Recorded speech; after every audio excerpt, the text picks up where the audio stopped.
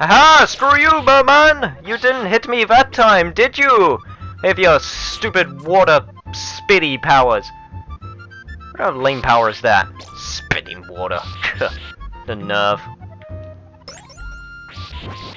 But anyway, we got more Grabby Man, more skeletons, all well and good, because they're actually easy enemies, and we actually got a cross there, which kills all enemies on the screen, which is very, very nice.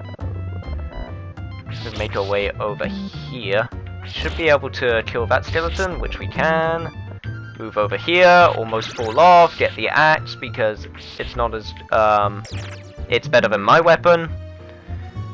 And here we go! We're making pretty good progress, he says as he dies on this screen. Oh man. It's bound to happen, just you wait. God, all of this water. All of this water. I don't know why. This seems like too much to me. Is that weird? So if we just do that, yeah!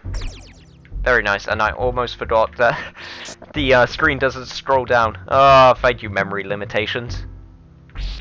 I believe that was the reason for the screen not scrolling down, but I could be wrong.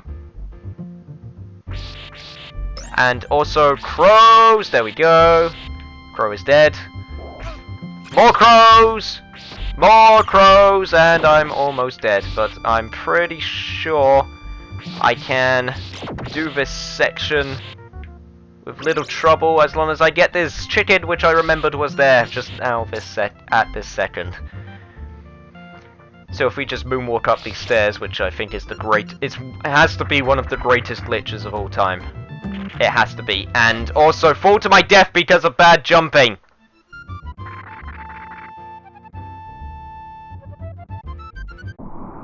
Okay, didn't miss the super easy jump this time. And you can also pay note to many failures I've had at this boss by being insta-killed by it. Right about now. So yeah, not great. I was kind of hoping I wouldn't have to use restore points this early on, but I'm thinking I don't want to have to go through the trouble of doing levels that you guys already seen before and just wasting time, so unfortunately I feel like I'm going to have to use the save states option, and oh god, I don't want to die. I don't want to die. And I fucking hit the simplest thing ever. Okay. Okay, we got the first one. And we got the hard one, so yes! There we go! Ah, not quite the cool pose, but 6 out of 10. Come on, Belmont, we need to put our A game into those poses, yo! But anyway, with that, we make it to stage 4. Right at the start of the castle, so we're getting there and making progress. Now, I have to admit, out of all of the areas, this is the all of the areas before I enter the castle, this is the one I remember the least. I cannot remember this area for the life of me.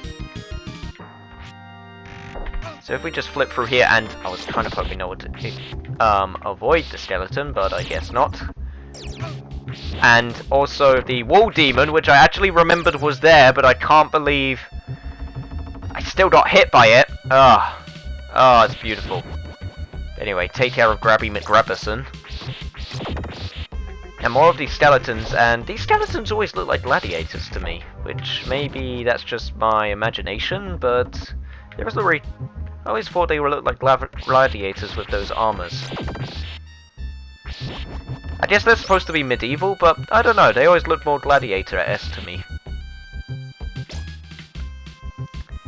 Gotta tell you, playing Castlevania is actually a real treat, because I haven't played a Castlevania game in not too long ago. The last one I actually beat properly was Portrait of Ruin. I got halfway through Lords of Shadow 2 and I just stopped for some reason, because that just happens with games sometimes. Sometimes you just stop. There's no reason for it. It just sort of happens. And unfortunately, that just happened to me with Lords of Shadow 2, and I was really enjoying it, if I remember correctly. And I really enjoyed being able to jump properly as well. Anyway, back to where we were. It wasn't actually that hard, because when you continue from the start of the stage you were on, so it actually isn't too bad. And this game, I believe, has unlimited continues, so that doesn't make it too bad either. Yeah, I always find that in games, especially old games, the jump is the thing that kills me the most.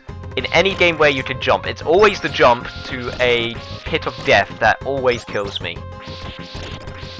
I guess it's just one of those old weird old control things with old games, which you just sort of have to get used to again. And I'm also using the Wii U gamepad.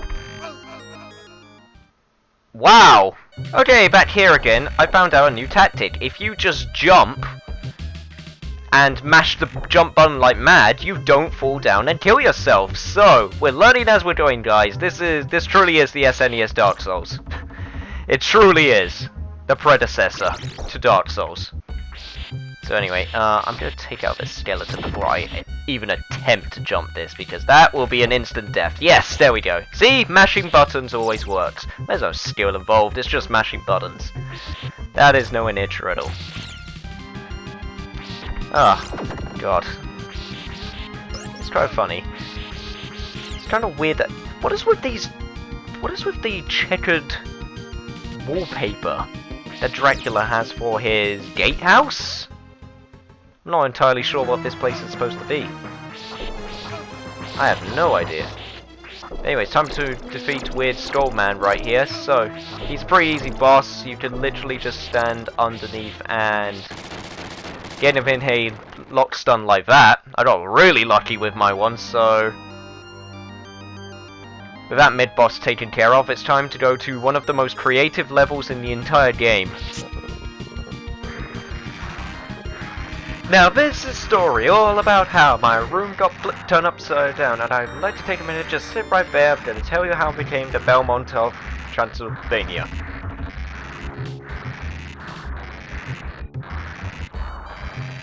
But anyway, let's continue on. And go through one of the most annoying parts of the game, which is death.